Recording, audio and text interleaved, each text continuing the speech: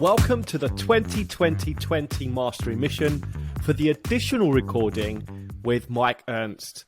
Now, in his original recording, Mike spoke a lot about purpose and really finding our why when we're doing what we're doing on a daily basis. It's really important that we obviously have, there's more meaning to what we're trying to achieve. Mike, you're obviously going to share a story with us. Do you want to start off by perhaps framing the first story that you're going to share with us today? Yeah, sure. I was a young leader, and it was one of my first hires, and I took a chance on someone and hired him. He was pretty young, and he was single, young in Manhattan, and maybe if you know about Manhattan, right? There's a lot to do and a lot of fun to be had in Manhattan. And this kid was very good at outbound pipeline generation and would run through walls and do all this great stuff, but maybe not the best at preparing and being ready in the professional world, right, to go attack. We're 4 weeks in, and I start to notice a little bit about, maybe show up at 8:30 or 9, little red in the face, right? Maybe had a long weekend and was having some fun and coming into our one-on-ones like not quite ready to go and not quite prepared to go. And one of the things throughout the interview process, why I actually took a chance on him, was he reminded me a lot of me when I was given a shot by Tom Schmidt and Dolly at 25, 26 and moved to Chicago. He had a lot of student loans. He had some family stuff for him personally, and he was always centered around paying off his student loans as soon as possible so he can get out from under bad debt. And I discovered that in the interview process. And as we started to get into month one of him being on my team, you start to see that the preparation maybe was slipping. The PG wasn't as targeted or tight. It was more just spray and pray, and he's turning up a little bit loose on the one-on-ones. And so being able to have a conversation with this person and tie it back to his original goals that he had set with me in our interview process. And essentially the contract we agreed was I was going to help him do this. But in order for him to go pay off these loans, he had to do all these things great. And it was all tied to the leading indicators. It was outbound pipeline generation. It was conversion rates, and I was going to give him the tools to do all of these things. And so instead of turning up and yelling at him about you got to be better, show up, it was a reset of, hey, in our process, you told me that you wanted to achieve this level of productivity tied to your student loans. And here's why you wanted your student loans. Is this still the reason why you're here and doing what you're doing?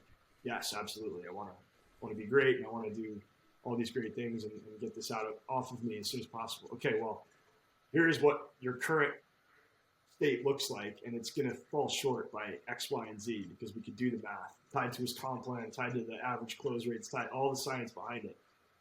And in order for you to get to where you want to go, you're going to have to do this. And it was way more than what he thought he would have to do.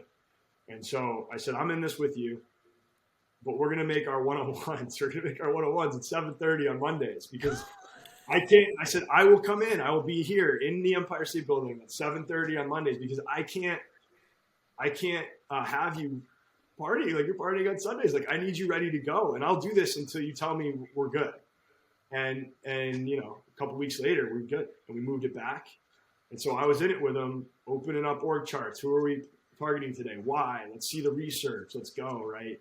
And now he's getting promoted as an RD at a hot pre-IPO company that is about to go out, and he ended up being one of the better reps and hires in the team at club all the time, and cracked all these accounts, done these great deals. But it was like the first 6 weeks we leaned on why he was really there, and it helped him straighten up and get ready to go. Yeah, it's a really interesting transfer of ownership, really, isn't it? The ownership on you and the responsibility sitting on you, because fundamentally from the powers above, it's your problem, right? And it's not necessarily, and what you're not doing, it's quite easy to probably put the problem onto them in a natural management way. But by transferring that ownership, I'm guessing it probably has quite a profound effect, right? Yeah, I talked to him this morning. I coached him on a bunch of stuff this morning still. Like we still talk, we still communicate all the time. And yeah, he tells that story to his team now. Yeah. Yeah. Does he still come in at 7:30 on a Monday? He's West Coast time. I talked to him at probably 6:30 his time this morning. He's up at like 4. Oh, wow. He really doesn't want to go out on a Sunday. There's someone that's found their why. There you go. There you go.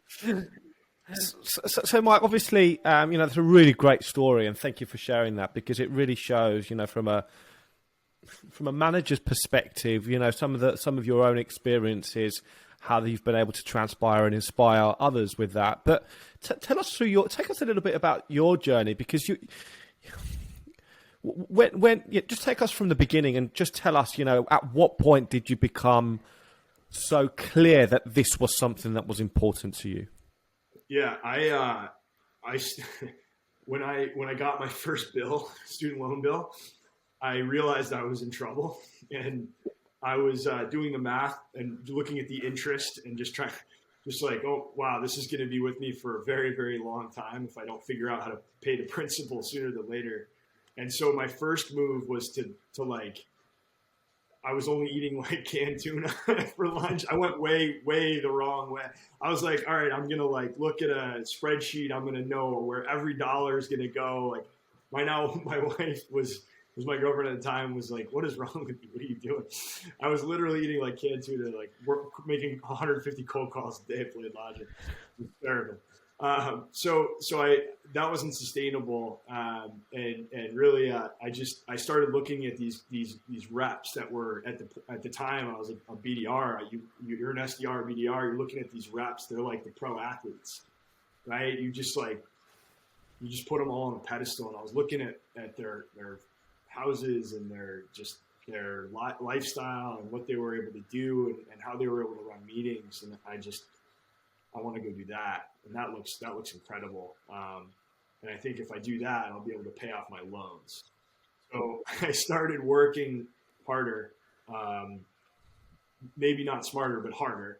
And then throughout the years, guys like Mark Musselman taught me how to maybe be a little smarter with my time and prep the right way to make the right meeting happen, or the right calls, or guys like Tom Schmidt and Dolly as well helped me, like go after the right thing instead of just spraying and praying.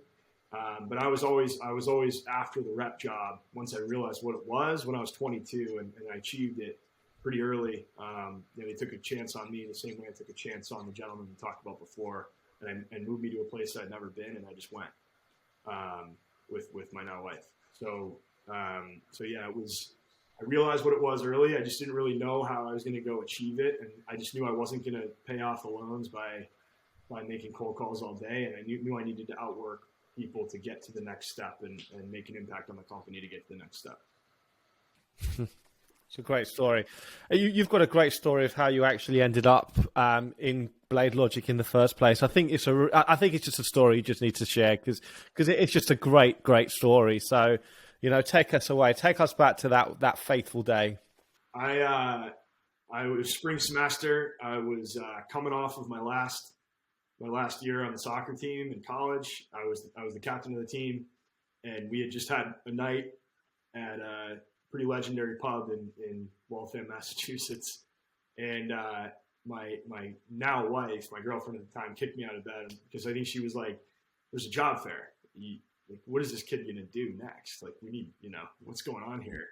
It's spring semester. You're kind of done. Go get a job."